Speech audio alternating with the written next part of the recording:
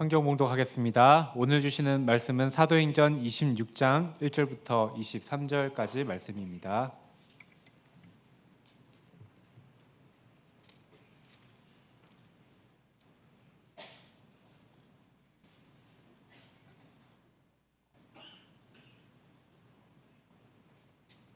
제가 먼저 한 절 읽고 교독하시겠습니다.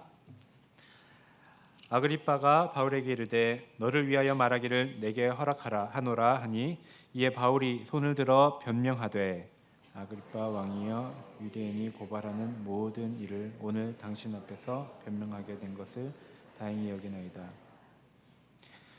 특히 당신이 유대인의 모든 풍속과 문제를 아심이니이다. 그러므로 내 말을 너그러이 들으시기를 바라나이다. 내가 처음부터 내 민족과 더불어 예루살렘에서 젊었을 때 생활한 상황을 유대인이 다 아는 바라. 일찍부터 나를 알았으니 그들이 증언하려 하면 내가 우리 종교의 가장 엄한 바를 따라 바리새인의 생활을 하였다고 할 것이라. 이도 여기 서서 신문 받는 것은 하나님이 우리 조상에게 약속하신 것을 바라는 까닭이니 이 약속은 우리 12지파가 밤낮으로 간절히 하나님을 받들어 섬김으로 얻기를 바라는 바인데 아그리빠 왕이여 이 소망으로 말미암아 내가 유대인들에게 고소를 당하는 것이니이다. 당신들은 하나님이 죽은 사람을 살리심을 어찌하여 못 믿을 것으로 여기나이까. 나도 나사렛 예수의 이름을 대적하여 많은 일을 행하여야 될 줄을 스스로 생각하고 예루살렘에서 이러한 일을 행하여 대제사장에게 권한을 받아 가지고 많은 성도를 오게 가두며 또 죽일 때에 내가 찬송 투표를 하였고 또 모든 회당에서 여러 번 형벌하여 강제로 모독하는 말을 하게 하고 그들에 대하여 심히 격분하여 외국 성에까지 가서 박해하였고 그 일로 제사장에게 원한과 위임을 받고 담메색으로 갔나이다. 왕이여 종호가 되어 길에서 보니 하늘로부터 해보다 더 밝은 빛이 나와 내 동행들을 둘러 비추는지라.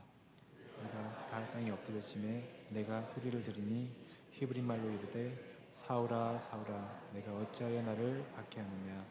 가시체를 뒷발질하기가 내게 고생이니라. 내가 대답하되 주님 누구시니이까. 주께서 이르시되 나는 내가 박해하는 예수라. 일어나 나의 발로 서라. 내가 내게 나타난 것은 곧 내가 나의 본 일과 장차 내가 내게 나타날 일에 너로 종과 증인을 삼으려 하니 이스라엘과 이방인들에게서 내가 너를 구원하여 그들에게 보내어 눈을 뜨게 하여 어둠에서 빛으로 하나님의 권세가 하나님께로 들어오게 하고 죄사함과 나를 믿어 거룩하게 된 무리 가운데서 기업을 얻게 하리라 하더이다. 아그리빠 왕이여 그러므로 하늘에서 보이신 것을 내가 거스르지 아니하고 먼저 다메섹과 예루살렘에 있는 사람과 유대 온 땅과 이방인까지 회개하고 하나님께로 돌아와서 회개에 합당한 일을 하라 전함으로 유대인들이 성전에서 나를 잡아 죽이고자 하였으나 하나님의 도우심을 받아 내가 오늘까지 서서 높고 낮은 사람 앞에서 증언하는 것을 선지자들과 모세가 반드시 되리라고 말한 것밖에 없습니다. 함께 읽겠습니다. 곧 그리스도가 고난을 받으실 것과 죽은 자 가운데서 먼저 다시 살아나사 이스라엘과 이방인들에게 빛을 전하시리라 함이니라 하니라. 아멘. 이 시간 유한 담임 목사님께서 너로 종과 증인을 삼으려 함이니 라는 제목으로 말씀 전해 주실 때 모두 큰 은혜 받으시기를 원합니다. 할렐루야. 예수님을 만난 사람들 그 이야기를 통해서 우리를 찾아오신 예수님을 만나고 또 예수님을 만나는 자리를 찾아서 우리 함께 나아가고 있습니다. 오늘은 이 바울이 예수님 만난 이야기를 하려고 하는데요. 바울이 예수님 만난 이야기는 지금까지 나누었던 사람들, 예수님 만난 사람들과는 결정적인 차이가 하나 있습니다. 지금까지 말씀 나눴던 사람들 기억하시죠? 삭개오, 나다나엘, 니고데모, 부자 청년, 또 수가성 여인, 또 나인성 과부, 음행 중에 잡혀온 여인, 누구든지 다 생각해 보셔도 다 예수님께서 십자가 달려 죽으시기 전에 우리와 같은 모습으로 이 땅에 계실 때에 예수님을 만난 사람들입니다. 그런데 바울은 예수님이 십자가에 죽으시고 부활하시고 한참이 지난 후에, 적어도 한 1, 2년은 지난 후에 예수님을 만났습니다. 그래서 지금까지 예수님을 만난 사람들에 대한 이야기들 속에서 우리와 가장 비슷한 모습으로 예수님을 만난 사람은 이 바울의 만남이 아닐까 생각을 해봅니다. 바울은요, 예수님을 만나고 엄청난 변화를 경험했습니다. 이전에는 예수 믿는 사람들 핍박하고 잡아 죽이려고 다니던 사람이었는데, 이제는 예수님 전하는 사람이 되었죠. 또 전에는 자신은 율법으로 흠이 없다, 완벽하다, 의롭다 여기던 사람이었는데, 이제는 자신이 죄인 중에 괴수다 고백하는 사람이 되었어요.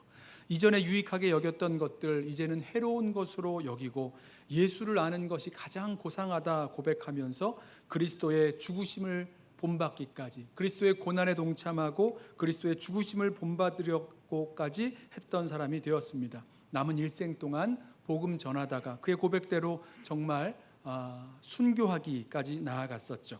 자, 어디서 이런 변화가 시작되었습니까? 무엇 때문에 이런 변화가 일어난 것입니까? 바울이 예수님 만나고 이런 놀라운 변화를 겪었어요. 그 변화가 예수님과의 만남으로부터 시작됩니다. 자, 우리도 바울이 예수님 만난 이야기를 통해서 이 예수님 만나는 그 자리로 나아가게 되고, 예수님 만나 변화되는 그런 놀라운 은혜가 저와 여러분 가운데 있기를 축원합니다. 자, 어떤 만남이었기에, 또 어떻게 예수님 만났기에 이런 변화를 경험했을까? 첫 번째, 이 바울은요, 부활하신 예수님을 만나 변화되었습니다. 누구를 만났다고요?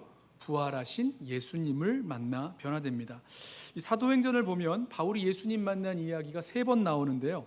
사도행전 9장에서 이제 사도행전의 그 이야기를 전개해 나아가는 중에 바울이 다메섹으로 가던 도중에 예수님 만난 이야기가 나옵니다. 그리고 22장에서 바울이 예루살렘 성전에서 결례를 행하다가 사람들에게 붙잡혀서 자신을 죽이려던 유대인들에게 자기가 예수님 만난 이야기를 해주죠. 그때 이야기가 두 번째 나오고, 그리고 오늘 본문에서 26장에서 이 바울이 가이사랴에 구금되어서 재판을 받는 중에 아그리빠 왕에게 자신을 변론하면서 예수님 만난 이야기를 전합니다. 자, 이 세 이야기에 모두 공통된, 같은 얘기니까 같은 이야기를 하는데요. 모두 공통된 이야기가 하나 나오는데, 바로 바울이 예수 믿는 사람 잡으러 갔다가 그 길에서 부활하여 살아계신 예수님을 만났다는 거예요. 부활하신 예수님 만났다는 것입니다. 원래 이 사울이라고 불린 이 바울은요, 어려서부터 타의 추종을 불허할 정도로 유대교 신앙을 강력하게 가지고 있던 사람입니다. 처음에는 기독교에 극심한 반감을 가지고 예수 믿는 사람들을 박해하던 사람이었어요.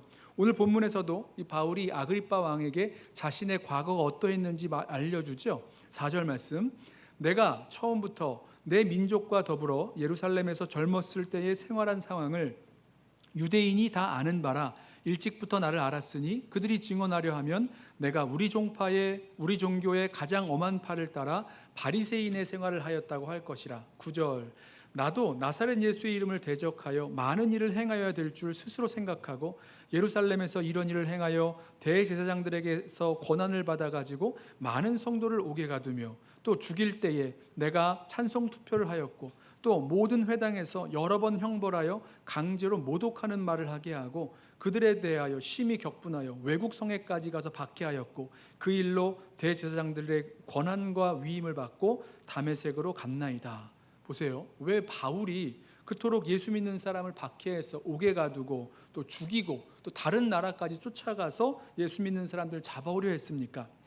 이 바울이요, 당시에 가장 유명한 랍비 가말리엘 문화에서 교육을 받은 유대교의 정통한 랍비입니다. 율법에 정통했고요, 또 율법을 향한 열심히 남달랐던 사람인데, 이 바리새인의 교훈을 따르면 유대 백성이 율법을 잘 지켜야 이 하나님의 나라 장차올 그 세대가 속히 오게 되는데, 율법을 범하는 죄인들 때문에 이 하나님 나라의 도래가 지연되고 있다고 생각을 했어요. 그런데 예수 믿는 사람들이 율법 지키지 않잖아요. 그런 걸 보니까 이 바울은 문제가 있다는 것을 알았죠. 게다가 이 나사렛 예수는 메시아일 수가 없다고 확신했습니다. 어떻게 메시아가, 그리스도가 이 자기의 백성에게 버림을 받아서 십자가에 달려 죽게 됩니까? 신명기 율법을 보면 그 나무에 달려 죽은 사람은 하나님의 저주를 받은 사람이라고 하고 있기 때문이라도 분명히 십자가에 달려 죽은 예수가 메시아일 리가 없다는 거죠. 그래서 예수를 그리스도라고 믿고 메시아라고 믿고 따르는 사람들을 다 합쳐서 이단 사이비처럼 보았습니다. 그리고 이 예수가 부활했다고 말하는 사람들, 이 역시 거짓말, 사기꾼 이렇게 생각을 했겠죠. 그래서 이 나사렛 예수를 대적하고 그를 따르는 사람들을 박해하는 것이 하나님을 위하고 또 율법의 의를 이루는 일이요, 또 자신의 의무라고 생각해서 그 사람들을 잡으려고 다녔던 겁니다. 그런데 그 예수 믿는 사람 잡으려고 다메섹으로 올라가는 길에 바울에게 결정적인 사건이 일어났죠. 13절입니다. 왕이여, 정오가 되어 길에서 보니 하늘로부터 해보다 더 밝은 빛이 나와 내 동행들을 둘러 비추는지라. 우리가 다 땅에 엎드러짐에 내가 소리를 들으니 히브리 말로 이르되 바울아 바울아 내가 어찌하여 나를 박해하느냐. 가시체를 뒷발질하기가 내게 고생이니라. 내가 대답하되 주여 누구시니이까. 주께서 이르시되 나는 내가 박해하는 예수라. 자, 바울이 다메섹 도상에서 누구를 만났습니까? 나는 내가 박해하는 예수라. 자신을 그리스도, 메시아, 하나님의 아들이라고 했던 이단의 괴수 예수, 십자가에서 저주받아 죽은 죄인 예수, 그 예수를 믿는 사람들, 예수 믿는 사람들 붙잡으려고 다메섹 가는 길이었는데 거기서 살아계신 예수, 나는 내가 박해하는 예수라 라고 말씀하시는 살아계신 예수를 만났습니다. 큰 빛 가운데서 말씀하시는 그 예수님을 만난 거예요. 십자가에 달려 저주받아 죽은 줄 알았던 예수가 정말로 부활하여 다시 살아나셨다면 대체 이 예수는 누굽니까? 그동안 바울이 알고 있다고 생각했던, 믿고 있었던 그 예수가 아닌 거죠. 십자가에 죽은 예수가 부활했으니 죄인의 부활이 아닌 의인의 부활이잖아요. 그러니까 십자가에서의 죽음은 죄인의 죽음이 아닌 의인의 죽음인 겁니다. 자기 죄로 인한 죽음이 아닌 다른 사람의 죄 때문에 죽은 대속의 십자가라는 겁니다. 여러 가지 예수님께서 하신 말씀도 있었죠. 자신을 하나님의 아들이다, 메시아다, 그리스도다, 죄인을 구원하기 위하여 왔다라고 하셨던 그 말씀들, 이 모든 말씀들이 옳다는 것이 증거된 것이 예수 그리스도의 부활이에요. 부활한 예수님을 만남으로 예수는 성경이 말씀한 그 그리스도, 메시아시요 하나님의 아들이심을 알게 된 겁니다. 이 사도행전 9장을 보면 예수님 만난 바울이 즉시 다메섹 회당에서 예수가 그리스도시요 또 하나님의 아들이심을 증거했다라고 말씀하죠. 보십시오. 바울은 부활하신 예수님을 만나고 알게 됐어요. 예수님이 누구신지를 정말로 알게 됐다는 겁니다. 9장 20절 말씀이에요. 즉시로 각 회당에서 예수가 하나님의 아들이심을 전파하니. 22절 바울은 힘을 더 얻어 예수를 그리스도라 증언하여 다메섹에 사는 유대인들을 당혹하게 하니라. 사도 바울이 부활하여 살아계신 예수님 만나고 예수님이 누구신지 정말로 알았을 때 그때 놀라운 변화가 시작된 것입니다. 저와 여러분도 마찬가지지요. 우리들 가운데 부활하여 살아계신 예수님을 만나고 예수님을 나의 그리스도로 또 나의 주, 나의 왕으로 인정하고 받아들일 때 그때 저와 여러분의 변화도 시작됩니다. 예수님을 만나야 변화되는 거죠. 바울이 부활하신 예수님 만날 때의 모습을 좀 살펴보세요. 바울은요, 예수님 처음 만났을 때 그가 누군지를 몰랐습니다. 처음 만나니까 어떻게 알겠습니까? 모르죠. 그래서 예수님께 물어요. 주님, 누구십니까? 묻습니다. 저와 여러분도 예수님 만날 때 이렇죠. 부활하여 살아계신 예수님이 우리를 찾아오셔서 우리 마음 가운데 말씀하십니다. 뭔가 말씀을 하세요. 그러면 우리는 대체 이 말이 무슨 말이냐, 이 말이 맞느냐, 틀리냐, 이해가 되느냐, 안 되느냐, 이러면서 따져보려고 하는데 그보다 먼저 바울처럼 나에게 이 말씀하시는 분은 누구십니까? 라고 한번 물어보셨으면 좋겠어요. 나에게 찾아오셔서 그 큰 빛 가운데 두려워 엎드러지게 하시고 나에게 말씀하고 계시는 분이 계신데 그분이 누구시냐고 한번 물어보십시오. 그래서 내 안에서 말씀하고 계시는 분이 예수님이시구나 정말로 깨닫고 믿고 만나야 될 것입니다. 그렇지 않다면 예수님을 세계에 있는 4대 성인 중에 한 명이라던가 좋은 말씀 가르쳐 주시는 분 이 정도로만 알 거예요. 하지만 정말 살아계셔서 우리 마음 가운데 찾아오셔서 말씀하시는 그 분이 바로 살아계시는 주님, 부활하여 우리들 가운데 함께 하시는 주님이신 것을 경험할 때 나의 구원자로 인정하게 될 때 바로 거기에서 우리의 변화가 시작되는 거죠. 자, 우리와 예수님과의 만남을요, 다른 사람들이 알지 못할 수 있습니다. 사도행전 9장과 22장을 보면 또 오늘 말씀에서도 사도 바울이 예수님 만났을 때 큰 빛이 있었고 어떤 소리가 들렸는데요, 바울과 함께 있던 사람들이 다메섹 도상에서 큰 빛은 보았지만 바울이 본 것처럼 예수님을 보지는 못했어요. 무슨 큰 소리는 들었지만, 이 바울과 함께 했던 사람들이 뭔가 큰 소리는 들었지만 그것이 무슨 말인지 이해하지는 못했습니다. 소리만 들었을 뿐이에요. 신기하죠? 오직 바울만이 그 빛 가운데 부활하여 살아계신 그 예수님을 보았고요, 그 소리 가운데 부활하여 살아계신 예수님께서 말씀하시는 주님의 음성을 들었다는 거예요. 저와 여러분, 우리의 그 만남도, 예수님과의 만남도 다른 사람은 모를 수가 있습니다. 모르는 경우가 많아요. 다른 사람이 객관적으로 알 수 없으니까 내가 만난 것은 예수님이 아니다, 이렇게 말할 수 없다는 거죠. 아주 공개적으로 예수님께서 빛 가운데 큰 소리 가운데 이 바울을 만나 주셨지만 아주 은밀하게 또 친밀하게 그 바울 안에서 말씀하시는 그 주님을 만나게 된 거였기 때문입니다. 여러분, 우리들을 찾아오셔서 우리들 가운데서 말씀하시는 주님의 음성이 분명히 있습니다. 내가 너를 사랑한다, 내가 너를 용서한다, 내가 너를 안다, 내가 너와 함께한다. 주님께서 우리들을 찾아오셔서 우리들 마음 가운데 말씀을 해주실 때, 우리 마음에 그 말씀이 올 때에 한번 물어보시죠. 나에게 말씀하시는 이분이 누구신가? 이 말씀하시는 그 주님을 정말로 인정하고 만남으로 말미암아 주님이시구나, 정말로 주님께서 나를 찾아오셨구나 깨닫고 주님 만나는 그 역사가 저와 여러분 가운데 있기를 소원합니다.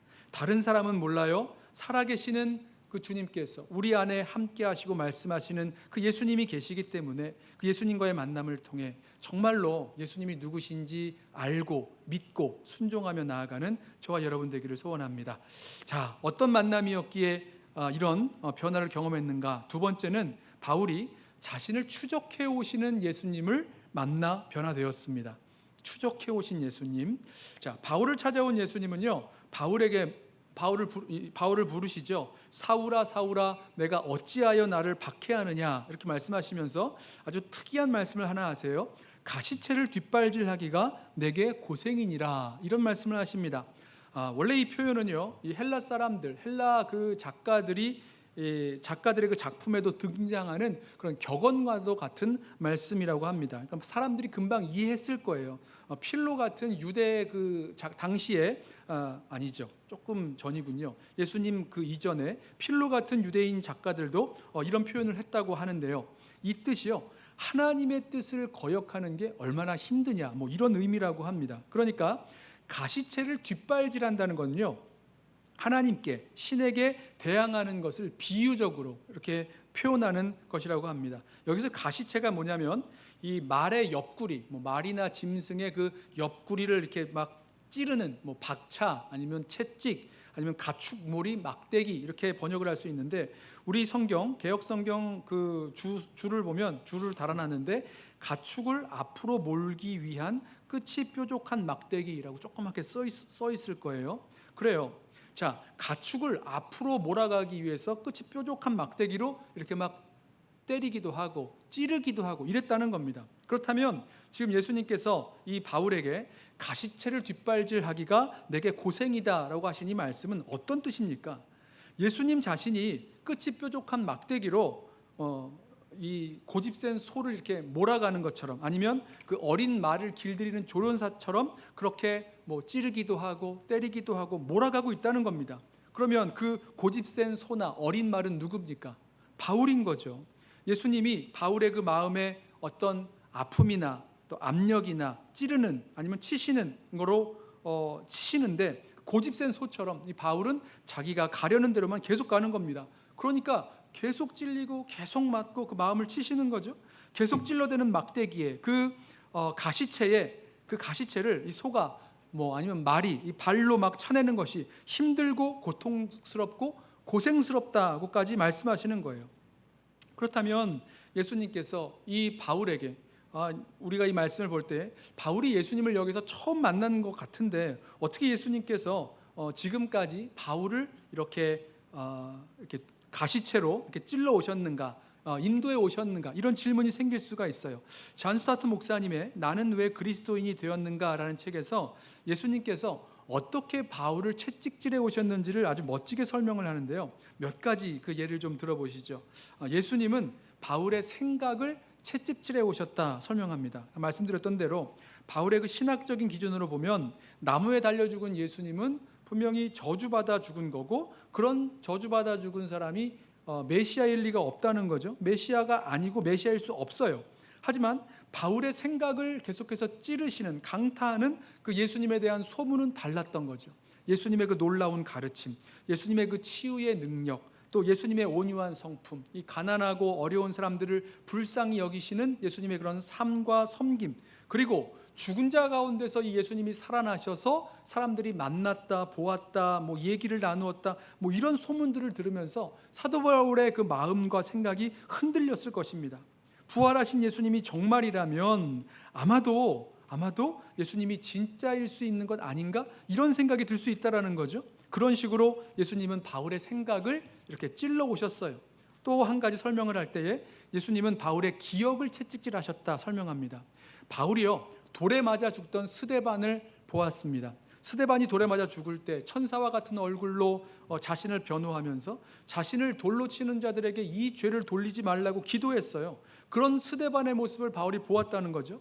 이 스데반이 돌에 맞아 죽을 때에 영안이 열려서 바울이 보지 못하는 것을 봅니다. 하나님의 보좌 우편에 인자가, 예수님이 계시다고 이야기하는 것을 사도 바울이 듣습니다. 그리고 이 스데반이 돌에 맞아 죽으면서도 주 예수여 내 영혼을 받아주옵소서라고 하면서 죽습니다. 바울이 놀라는 거죠. 분명히 이 잘못된 그 생각을 가지고 있었던 이 스데반을 돌로 쳐 죽이는데, 스데반에게 있어서 나사렛 예수는 유대인들이 기다리던 그 메시아요, 또 지금 살아계신 예수님, 살아계신 그리스도라는 확신이 있었고, 그 확신을 넘어서서 그 예수님이 정말로 살아계시고 실제고 그 실제를 경험하는 증언들을 내뱉고 있는 거잖아요. 그러니까 바울이 알지 못했던, 바울이 보지 못했던 무엇인가가, 내가 설명할 수 없는 무엇인가가 그 스데반에게 분명히 있다는 것을 보았다는 거죠. 다른 기독교인들, 우리 스데반만이 아니라 다른 그리스도인들, 그렇게 고난을 받으면서도, 핍박을 받으면서도 끝까지 믿음을 지키고 나아가는 그 성도들의 모습을 보면서 분명히 바울의 이 마음에 주님께서 주시는 그런 채찍질 같은 것이 있었을 것이다 라는 것입니다. 또 한 가지, 예수님은 바울의 양심을 채찍질하셨다 설명합니다. 바울은 율법을 따르면 자신은 의롭다라고 또 흠잡을 데 없는 사람이라고 말했어요. 하지만 이 바울의 이 서신서를 보면, 로마서를 보면 보이지 않는 자신의 내면은 꼭 그렇지 않다는 것을 고백합니다. 로마서 7장에서 탐심에 대해서 바울이 설명하는 말씀이 나오는데요. 들어보세요. 밖으로 보이는 계명이 아니라 이 10번째 계명, 탐심, 무엇인가를 탐내고 욕심내는 그 탐심에 있어서는 나는 죽었다, 이렇게 표현을 합니다. 로마서 7장 8절 말씀에 그러나 죄가 기회를 타서 계명으로 말미암아 내 속에서 온갖 탐심을 이루었나니 이는 율법이 없으면 죄가 죽은 것임이라. 전에 율법을 깨닫지 못했을 때에는 내가 살았더니 계명이 이름에 죄는 살아나고 나는 죽었도다. 생명에 이르게 할 그 계명이 내게 대하여 도리어 사망에 이르게 하는 것이 되었도다. 죄가 기회를 타서 계명으로 말미암아 나를 속이고 그것으로 나를 죽였는지라. 보십시오. 율법으로 말미암아 내 속에 살아난 죄, 탐심이 있다는 것을 보았다는 겁니다. 율법의 의로 말미암아, 의로 말하자면 자신은 흠이 없는 완전한 사람이라고, 의로운 사람이라고 말했던 이 사도 바울에게도 그 양심에 채찍질하는, 그 속에 여전히 살아있는 죄와 탐욕의 문제가 있다는 걸 보았다는 거죠. 밖으로 보여지는 율법 준수의 문제가 아니라 바울의 보이지 않는 내면의 문제는 여전히 해결되지 못한 채 양심의 가책처럼 자신의 마음을 찌르고 있었다는 겁니다. 예수님이 바울의 생각을, 바울의 기억을, 또 바울의 그 양심을 이렇게 치시고 찌르시고 채찍질하고 계셨다는 겁니다. 존 스타트 목사님은요, 이 바울만이 아니라 우리 이 기독교 역사에 나오는 그런 믿음의 선배들도, 어거스틴이라든가 C.S. 루이스라든가 이런 사람들도 그들의 인생을 하나님께서 추적해 오시면서 그들의 마음을 치셨다라고 설명을 합니다. 그 생각과 그 마음과 그 양심을 계속해서 치셨다, 찌르셨다 이렇게 표현해요. 그리고 자기 자신도, 존 스타트 목사님도 하나님의 그 추적하신 손길이 있었다고 고백을 합니다. 이 존 스타트 목사님은 자신이 어려서부터 교회에 나가는 그런 신앙생활을 하는 그런 사람이었지만 자신은 하나님을 알지 못하고 하나님으로부터 멀리 떨어져 있다는 것을 느꼈다 그래요. 일종의 소외감인 거죠. 그런 표현을 쓰는데, 내가 하나님을 알지 못하고 하나님으로부터 멀리 떨어져 있는 채 그냥 교회만 다닌다, 이런 소외감을 강하게 느꼈다 그럽니다. 또 한 가지, 자기 자신의 마음을 살펴보니까 자기의 이상과는 다르게 너무나 이기적이고 너무나 자기중심적이라는 이 자기 존재의 모습이, 자신의 그 모습이 너무너무 실망스럽고 마치 패배한 인간처럼 느껴졌다 그래요. 자, 그런데 바로 그 두 부분이 그 소외된 예수님을 만나는 그런 결정적인 포인트가 되죠. 예수님께서 하나님으로부터 죄로 말미암아 소외된 자신을 위하여 죽으셨고 자신의 패배를 승리로 만들기 위해서 그 죽음에서 부활하셨다라는 그 말씀을 들으면서 그 주님을 영접하게 됐다 설명을 합니다. 그러면서 하는 얘기가, 내가 내 마음 문을 열고 예수님을 영접하였다, 이건 맞지만 내가 마음 문을 열고 예수님 영접한 그 이유가 주님께서 끈질기게 내 마음을 두드리셨기 때문이라고, 그리고 그래서 문을 열지 않을 수가 없었노라고 이렇게 고백을 합니다. 그래요. 저와 여러분도 마찬가지죠. 바울이나 아니면 어거스틴이나 존 스타트 목사님이나 누군가에게나 마찬가지로 우리들 가운데 올라오는 수치심, 죄책감, 깊고 어두운 그런 우울감, 인생의 공허와 절망, 또 죽은 후에 맞게 될 심판의 두려움 같은 것들, 이런 것들이 우리들 가운데 왜 존재하고 왜 우리를 계속해서 괴롭히는가, 바로 우리의 시선을 결국은 주님께로 향하게 만드는 그런 가시채와 같은 역할을 하는 거죠. 그리고 결정적인 순간에 알게 됩니다. 그래, 주님이 해답이시구나. 내가 가지고 있었던 고통과 괴로움과 문제, 이 모든 것들의 해답이 바로 주님께 있구나, 예수님께 있구나라고 주님을 알고 주님을 만나고 영접하게 된다는 것입니다. 우리는요, 그동안 우리 마음속에서 올라오던 그런 여러 가지 이야기들, 여러 가지 생각들, 고통스럽고 때로는 수치스럽고 너무나 깊은 죄책감이 있고 이러면서 그 속에서 우리에게 주시는 예수님의 그 음성을 들으면서도 모르는 척 외면했는지 모릅니다. 하지만 예수님은 우리를 포기하지 아니하셨고 끝까지 우리를 부르며 추적하고 따라오셨어요.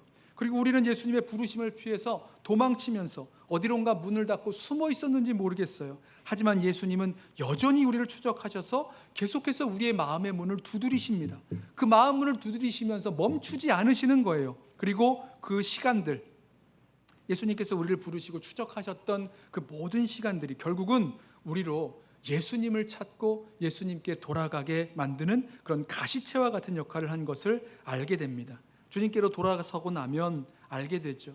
예수 믿기 전에 있었던 인생의 갈등과 고민들, 문제들, 왜 그렇게 우리를 어렵고 힘들게 만들었는지, 그것이 바로 주님께서 우리를 부르시고 추적하시는 가시채와 같은 그런 손길이요 아픔이었다는 것을 인정하게 됩니다. 여러분, 우리들 가운데 고민하고 갈등하면서 가시채를 뒷발질하는 것처럼 뒷발질하듯이 심령을 추적해 오시는 우리 주님께, 우리 주님 앞에 우리 한번 좀 겸손하게 주님을 향하기를 원합니다. 모든 문제의 해답, 우리가 고민하고 갈등하는 그런 모든 문제의 해답이 주님께 있음을 인정하면서 우리 심령 가운데 그런 고민과 갈등을 경험할 때마다 그렇구나, 주님께서 나를 지금 추적하고 계시는구나, 나에게 말씀하시는구나 인정하고 주님께로 나아가고 주님을 만나는 저와 여러분 되길 원합니다. 자, 또 세 번째 이 변화의 그 역사는요, 사명을 맡기신 예수님을 만남으로 일어납니다. 사명을 맡기신 예수님. 사도행전 9장과 22장에서는요, 이 바울이 다메섹으로 들어가서 아나니아를 통해서 이런 지시를 받은 것으로 나오는데요, 여기서는 주님께서 바울에게 직접 말씀하신 것으로 이렇게 축약되어서 바울이 설명을 합니다. 주님이 바울에게 말씀하신 거죠. 내가 너에게 준 그 사명을 따라 살라고 말씀을 하십니다. 16절 말씀이에요. 일어나 너의 발로 서라. 내가 내게 나타난 것은, 보세요, 주님이 자신이 바울에게 나타난 주님과 바울의 만남이 이루어진 그 이유와 목적을 분명히 알려주십니다. 내가 내게 나타난 것은 곧 내가 나를 본 일과 장차 내가 내게 나타날 일에 너로 종과 증인을 삼으려 함이니. 주님은요, 주님과 바울의 지금의 만남, 내가 나를 본 일, 그리고 앞으로의 만남, 장차 내가 너에게 나타날 일, 그냥 이 모든 만남이 그냥 만남으로 끝나지 않는다고 말씀하세요. 바울을 추적하셨고 끝까지 찾아오신 그 목적이 있으셨습니다. 바로 바울을 이 모든 일에 종과 증인을 삼으려고 찾아오셨다는 겁니다. 종과 증인이 서로 다른 그런 사명이 아니라 바울을 종으로 불려서 시키실 일이 바로 증인의 사역이었다는 거죠. 사명이었다는 거죠. 부활하신 예수님을 세상 가운데 증거하여야 할 사명으로 이 바울을 부르셨어요. 사도행전 22장에서도 똑같은 말씀을 하세요. 아나니아를 통해서 말씀하시는데 22장 14절에 그가 또 이르되 우리 조상들의 하나님이 너를 택하여 너로 하여금 자기 뜻을 알게 하시며 그 의인을 보게 하시고 그 입에서 나오는 음성을 듣게 하셨으니 내가 그를 위하여 모든 사람 앞에서 내가 보고 들은 것의 증인이 되리라. 그 의인, 예수님을 보게 하셨고 그 입에서 나오는 음성, 예수님의 음성을 듣게 한 것은 바울이 바로 그 보고 들은 것의 증인이 되게 하려 하심이다 라는 것입니다. 여러분, 저와 여러분에게도 이와 같은 사명이 존재합니다. 예수님을 만난 사람들, 예수님을 보고 예수님을 말씀을 들은 저와 여러분 같은 사람들에게도 이 같은 사명이 존재하는 거죠. 적어도 우리에게는 우리가 만난 예수님을 증거해야 할 사명이 있습니다. 동일한 사명이죠. 자, 예수님을 증언할 때 어떤 역사가 이루어지는가? 17절 보세요. 이스라엘과 이방인들에게서 내가 너를 구원하여 그들에게 보내어 그 눈을 뜨게 하여 어둠에서 빛으로 사탄의 권세에서 하나님께로 돌아오게 하고 죄사함과 나를 믿어 거룩하게 된 무리 가운데서 기업을 얻게 하리라 하더이다. 여러분, 사도 바울이 한 건 다른 것 없어요. 내가 만난 예수님, 예수님이 누구신지 그 본 것과 들은 것을 증언했습니다. 근데 그 증언의 결과가 너무너무 놀라워요. 우리가 예수님을 이 땅 가운데 증언할 때에 우리가 만난 예수님, 우리가 아는 그 예수님을 증언할 때에도 같은 역사가 나타난다고 저는 믿습니다. 무엇입니까? 이 세상이 어둠 가운데서 빛으로 돌아오게 되고 사단의 권세에서 하나님께로 돌아오게 되는 그 역사가 나타납니다. 언제요? 우리에게 맡기신 대로 예수 그리스도를 증거하는 증인의 사명을 감당할 때 그 놀라운 일들이 일어난다는 거죠. 바울은 주님께서 부르신 그 사명에 순종했고 그 일들을 계속해서 경험해 나아갑니다. 하나님께서 주신 그 부르심을 거역하지 않고 순종하는 거예요. 19절부터 보시죠. 아그리빠 왕이여, 그러므로 하늘에서 보이신 것을 내가 거스르지 아니하고 먼저 다메섹과 예루살렘에 있는 사람과 유대의 온 땅과 이방인에게까지 회개하고 하나님께로 돌아와서 회개에 합당한 일을 하라 전함으로 유대인들이 성전에서 나를 잡아 죽이고자 하였으나 하나님의 도우심을 받아 내가 오늘까지 서서 높고 낮은 사람 앞에서 증언하는 것은 선지자들과 모세가 반드시 되리라고 말한 것밖에 없으니 곧 그리스도가 고난을 받으실 것과 죽은 자 가운데서 먼저 다시 살아나사 이스라엘과 이방인들에게 빛을 전하시리라 함이니이다 하니라. 보십시오. 바울을 불러 보내셔서 예수의 증인되게 하신 그 사명에 순종하였을 때 예수를 증거하잖아요. 그리고 회개하고 예수 그리스도를 믿고 하나님께로 돌아오라, 회개에 합당한 일을 하라, 그렇게 말하였을 때에 그 때문에 사도 바울이 많은 고생을 당합니다. 그리고 억울한 일 만나요. 분명히 선지자들과 모세가 반드시 되리라고 말했던 것, 그리스도가 고난받으시고 또 그리스도가 죽은 자 가운데서 살아나시고 또 이방인에게, 이스라엘뿐만 아니라 이방인에게까지 빛을 전하게 될 것이다. 그 역사대로 그대로 증거한 것뿐인데 이것을 가지고 사도 바울을 죽이려 하는 그런 억울한 일들을 만났죠. 그런데 놀라운 것은요, 그 가운데서 하나님의 도우심을 경험했다라고 고백을 합니다. 내가 하나님의 도우심을 받아 지금도 죽을 자리에 있었는데 죽지 아니하고 오늘까지 서서 높은 사람이나 이 아그리빠 왕 같은 아니면 베스도 총독 같은 높은 사람이든지 낮은 사람이든지 그 사람들 앞에서 예수가 그리스도이심을 증언하게 되었다라는 겁니다. 왜요? 그 어려운 일들 가운데서 하나님의 도우심을 경험했다는 겁니다. 여러분, 주님께서 우리를 불러서 맡겨주신 그 일을 순종하며 나아갈 때 어려운 일들 만나고요, 억울한 일들 만납니다. 그러나 아주 분명한 것은 그렇게 그 어렵고 힘든 일 가운데에서도 주님 맡겨주신 사명에 순종하며 나아갈 때에 주님을 경험하는 거죠. 살아계셔서 역사하시는 그 주님이 나를 찾아오셔서 나를 만나셨는데 거기서 그 한 번의 만남으로 끝나는 것이 아니라 주님께서 맡겨주신 사명을 순종하며 나아갈 때에 특별히 어렵고 힘든 일을 만날 때마다 그 속에서 나와 함께 하셨고 나와 함께 하고 계시고 그리고 역사하시는 그 주님을 만나고 증언하게 됩니다. 고린도전서 15장 9절부터 보면요, 사도 바울이 나중에 이런 고백을 해요. 나는 사도 중에 가장 작은 자라. 나는 하나님의 교회를 박해하였으므로 사도라 칭함받기를 감당하지 못할 자니라. 이제 오늘 이 사도 바울이 그 회심 사건, 다메섹 도상에서 예수님 만난 사건을 이렇게 지금 표현하고 있는 겁니다. 하나님의 교회를 박해하였으므로 사도라 칭함받기를 감당하지 못할 자니라. 그러나 내가 나된 것은 하나님의 은혜로 된 것이니 내게 주신 그의 은혜가 헛되지 아니하여 내가 모든 사도보다 더 많이 수고하였으나 내가 한 것이 아니요 오직 나와 함께 하신 하나님의 은혜로다 고백합니다. 예수님께서 부르셨어요. 예수님께서 보내셨습니다. 그래서 예수님을 만난 이 모든 일에 증인되게 하셨습니다. 그래서 이 사도 바울이 사도라고 불릴 수 있는 이유인 거죠. 우리와는 좀 다릅니다. 예수님을 만난 그 증인되게 하셨는데요, 그 가운데서 누구보다도 더 많은 수고를 했다는 겁니다. 그런데 그 수고하는 과정 가운데 무엇을 경험합니까? 나와 함께 하신 하나님의 은혜를 경험합니다. 하나님이 나와 함께 하셨다는 거예요. 하나님을 만나는 겁니다. 하나님을 계속해서 경험하면서 주님을 경험하면서 그 어렵고 힘든 자리를 걸어가게 된 것이죠. 말씀을 좀 정리해보고 마치려고 합니다.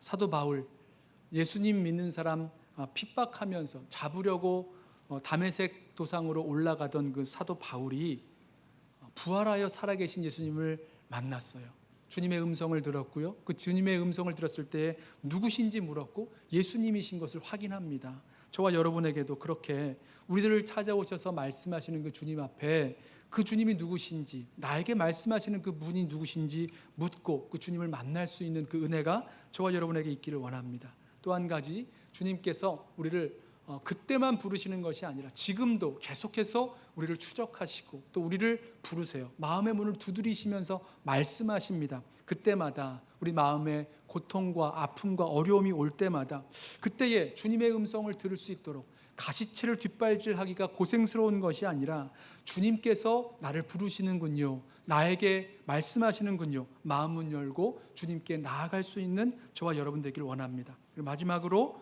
주님께서 우리를 부르셨을 때에 분명한 사명을 맡겨주시는데 그 사명 감당할 때, 그 사명 순종할 때 나와 함께 하신 하나님, 그리고 하나님의 그 은혜, 우리를 구원하시는 그 은혜에 함께 하심을 계속해서 경험하며 나아갈 수 있는 저와 여러분 되기를 주님의 이름으로 부탁하며 소원합니다. 기도하겠습니다.